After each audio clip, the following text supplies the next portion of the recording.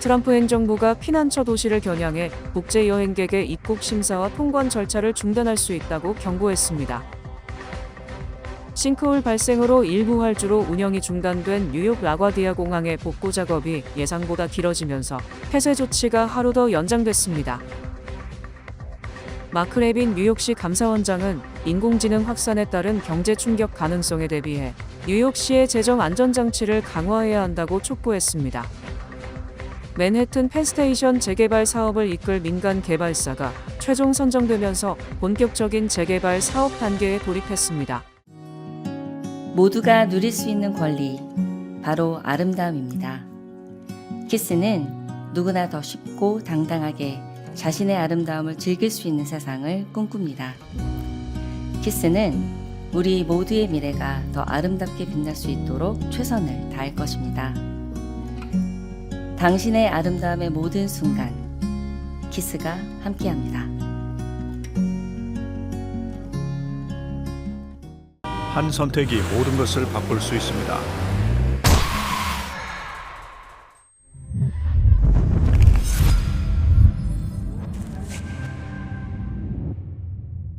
사고는 되감을 수 없습니다. 도널드 트럼프 행정부가 이민 단속의 비협조적인 이른바 피난처 도시를 겨냥해 국제 여행객의 입국 심사와 통관 절차를 중단할 수 있다고 경고했습니다. 마크 웨인 멀린 연방국토안보부 장관이 최근 미국 여행협회가 주선한 업계 모임에서 여행업계 관계자들에게 이 같은 방침 가능성을 언급했습니다. 그 대상으로 거론된 지역은 로스앤젤레스와 뉴욕, 시카고, 샌프란시스코, 시애틀, 필라델피아, 덴버, 뉴욕 등의 국제공항입니다. 블룸버그 통신은 또 국토안보부가 세관국 경보호국 12P 인력을 철수시킬 가능성이 있다며 존 F 케네디 국제공항과 포틀랜드 국제공항 등이 우선 대상이 될 수 있다고 전했습니다. 앞서 멀린 장관은 지난달 폭스뉴스 인터뷰에서 국토안보부가 추진하는 이민 정책을 따르지 않는 도시들은 국토안보부 서비스를 받아선 안 된다고 엄포를 놓은 바 있습니다. 이에 대해 미국 항공사협회는 성명을 통해 주요 국제공항의 12P 인력 축소는 항공과 관광 산업에 심각한 타격을 줄 것이라며 우려를 나타냈습니다. 싱크홀 발생으로 일부 활주로 운영이 중단된 뉴욕 라과디아 공항의 복구 작업이 예상보다 길어지면서 폐쇄 조치가 하루 더 연장됐습니다. 뉴욕 뉴저지항만청은 22일 활주로 4-22 구간을 24시간 점검한 결과 추가 점검이 필요한 구역이 확인돼 운영 재개를 토요일 오전 이후로 미뤘다고 밝혔습니다. 현재 해당 활주로는 폐쇄 표시가 유지된 상태이며 공항 측은 안전점검이 모두 끝날 때까지 운항을 재개하지 않겠다고 설명했습니다.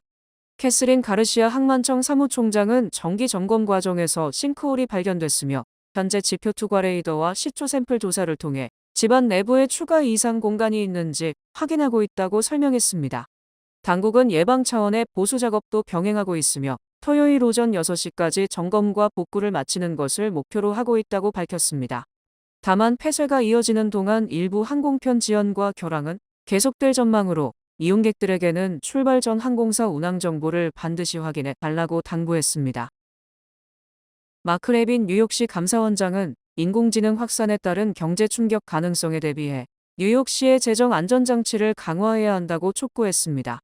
레빈 감사원장이 21일 발표한 보고서에 따르면 경기 침체와 세수 감소에 대응할 수 있도록 비상기금 목표 규모를 연간 세수의 16% 수준으로 확대할 것을 제안했습니다. 현재 뉴욕시의 재정 완충 여력이 충분하지 않으며 기술 변화에 따른 충격이 예상보다 빠르게 나타날 수 있다고 진단했습니다. 레빈 감사원장은 특히 AI 투자 열기가 꺾이고 금융시장 조정이 발생하는 부정적 시나리오에서는 뉴욕시 민간 고용이 크게 위축될 수 있다고 전망했습니다. 이에 따르면 2027년 3분기에는 민간 일자리 규모가 기존 전망 대비 최대 13만 5천 개까지 줄고 2027년부터 2030년까지 세금 수입 감소 규모는 누적 90억 달러에 이를 수 있다고 내다봤습니다. 감사원실은 이에 대비해 재정 여력을 확대하고 장기적인 재정 운용 계획을 마련해야 한다고 강조했습니다. 뉴욕시 교통국이 2026년 오픈 스트리트 프로그램 운영을 시작한다고 밝혔습니다. 올해는 뉴욕시 전역에서 150곳이 넘는 구간이 우선 운영되며 지역 단체와 학교, 상공인들이 참여해 도로 공간을 보행과 문화 프로그램, 지역 커뮤니티 활동을 위한 공간으로 활용하게 됩니다. 마이크 플린 뉴욕시 교통국장은 오픈 스트리트가 지역 공동체를 연결하고 상권 활성화에도 도움이 되는 프로그램이라며 더 많은 지역이 참여할 수 있도록 운영 기반을 확대해 나가겠다고 밝혔습니다. 뉴욕시는 올해부터 비영리 단체 시티즌스와 협력해 운영단체들이 지원금을 보다 신속하고 간편하게 받을 수 있도록 절차를 개선한다고 설명했습니다. 또 일부 오픈 스트리트 구간에는 교통 완화 시설과 거리 환경 개선 사업도 함께 추진할 계획입니다. 뉴욕시는 시즌 중에도 참여 신청을 계속 접수한다고 밝혔습니다. 맨해튼 펜스테이션 재개발 사업을 이끌 민간 개발사가 최종 선정되면서 본격적인 재개발 사업 단계에 돌입했습니다. 연방정부와 암트랙은 공동 개발사로 펜 트랜스포메이션 파트너스를 선정했다고 발표했습니다. 건설업체 할마와 스칸스카가 함께 참여하는 컨소시엄입니다. 이번 재개발 사업에는 8에비뉴 방향의 새로운 출입구 설치와 대형 열차 홀 조성, 혼잡한 지하 통로 개선, 선로 수용 능력 확대 등이 포함됩니다. 특히 현재 복잡하고 비좁다는 지적을 받아온 내부 통로를 보다 개방적인 구조로 바꾸고 역사 전반의 접근성과 이동 편의성을 높인다는 계획입니다. 또 메디슨 스퀘어 가든 건물 외관에는 보다 고전적인 디자인 요소가 추가될 예정입니다. 암트랙은 이번 사업의 지역 철도망 직결 운행 개념도 일부 도입할 계획이라고 밝혔습니다. 현재 펜스테이션에 도착한 열차 대부분은 운행을 종료하지만 앞으로는 일부 노선이 다른 지역까지 이어서 운행될 수 있도록 선로 구조를 개선하겠다는 설명입니다. 암트랙은 현재 최종 계약 절차를 진행 중이며 오는 2027년 말 이전 착공을 목표로 하고 있습니다. 공화당 상원 의원들이 도널드 트럼프 대통령의 이민 단속에 자금을 지원하기 위해 필리버스터 방지 법안을 처리하려던 계획을 갑작스럽게 포기했습니다. 상원 공화당 의원들은 지난 21일 정치적 박해를 주장하는 사람들에게 보상금을 지급하기 위한 반무기화 기금 조성 계획을 놓고 트럼프 대통령과 뚜렷한 의견 차이를 보였습니다. 공화당은 애초 이민세관 집행국과 국경 순찰대에 수년간 총 700억 달러를 투입하는 법안을 주중안으로 통과시켜 하원에 넘기려 했습니다. 그러나 일부 공화당 상원 의원들은 반무기화 기금에 대한 광범위한 반대가 있었습니다. 공화당 의원들은 기금의 안전장치가 마련돼 있지 않은 점을 질타하자 결국 존 튠 공화당 상원 원내대표가 이민 법안에 대한 표결이 없을 것이라고 선언했습니다. 이에 따라 트럼프 대통령이 요구한 시한인 6월 1일까지 이민세관 단속국 및 국경순찰대 관련 법안을 통과시켜 정부로 보내기는 어려울 것으로 보입니다. 하원에서도 지난 21일 이란 전쟁 종식이 아니면 의회 동의를 구하도록 트럼프 대통령에게 지시하는 결의안의 표결이 예정돼 있었으나 기습 철회했습니다. 공화당이 결의안을 부결시킬 수 있는 반대표를 충분히 확보하지 못한 상황이라고 판단했기 때문입니다.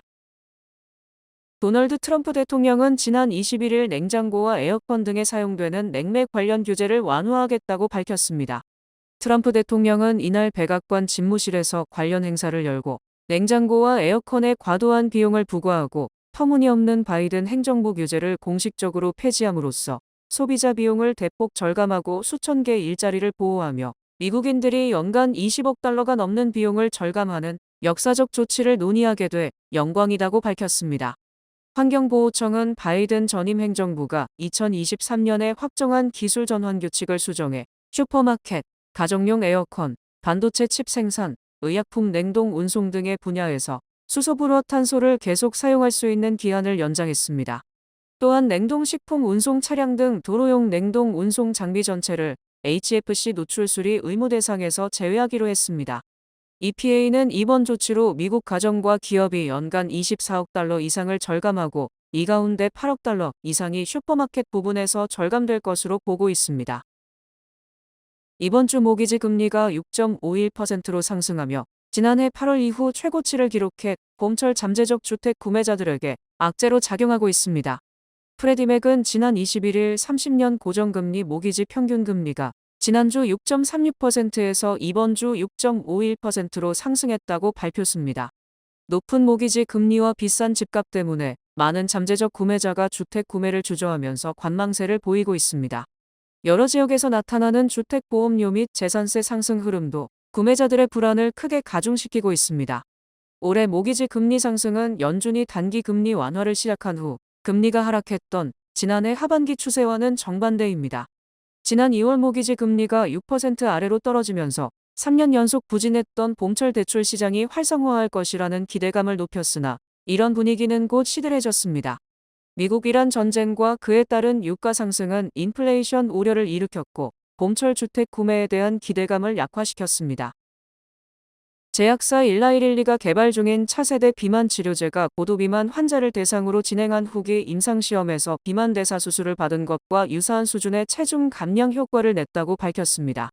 일라이릴리는 지난 21일 보도자료를 내고 차세대 비만 치료제로 개발 중인 신약 물질 레타트루타이드의 임상 3상 80주 시험 결과를 이처럼 공개했습니다. 임상시험은 환자군에 따라 4mg, 9mg, 12mg으로 투약량을 달리해 진행됐습니다.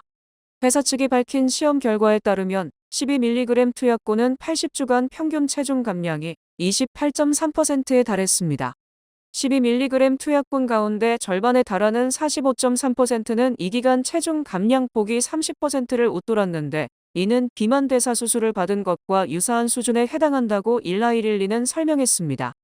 9mg 투약군과 4mg 투약군도 같은 기간 각각 25.9%, 19.0%의 체중 감량 효과를 냈다고 회사 측은 설명했습니다. 기존 비만 치료제보다 강력한 체중 감량 효과를 내는 가운데 일부 환자들은 부작용을 경험한 것으로 나타났습니다.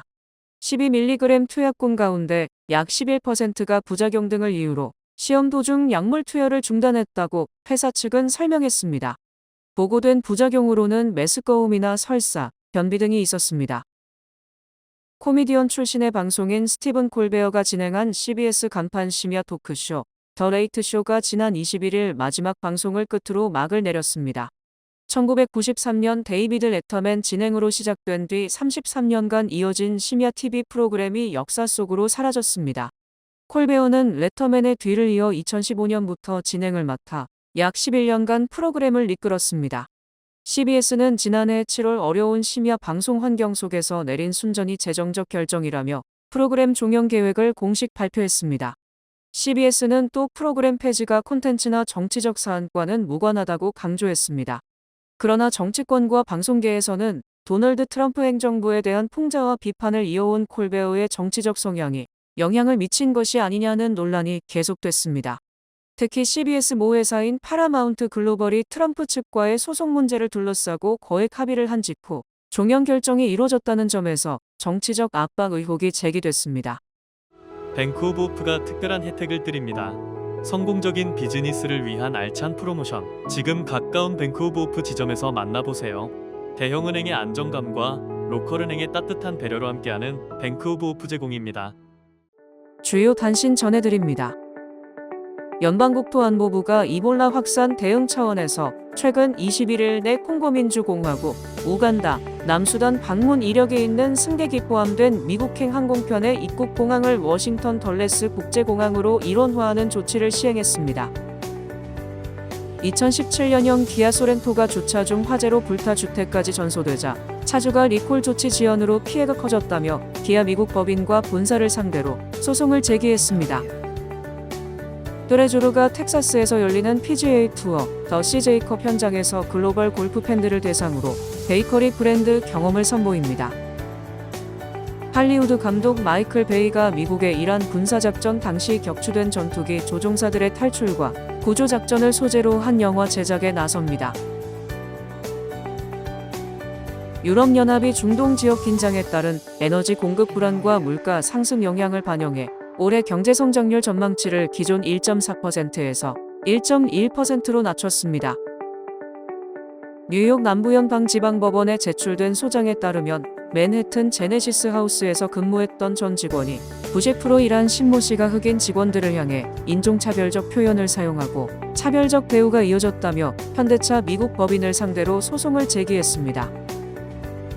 연방준비제도가 발표한 최근 소비자 재정 조사에 따르면 65에서 74세 미국 가구의 평균 순자산은 약 179만 달러, 중간 순자산은 약 40만 9,900달러로 조사됐습니다. 극심한 직업 스트레스를 계기로 사람들을 안아주고 정서적 위로를 제공하는 전문 포옹 상담사로 전환한 한 뉴욕 여성이 현재 시간당 150달러를 받고 연간 최대 10만 달러의 수입을 올리고 있는 것으로 전해졌습니다. 날씨 전해드립니다. 토요일인 내일은 비가 내리겠습니다. 낮 최고 기온은 56도, 최저 기온은 49도입니다. 해 뜨는 시간은 5시 32분, 해 지는 시간은 8시 14분입니다. 이상으로 주간 날씨와 세계 날씨 전해드립니다.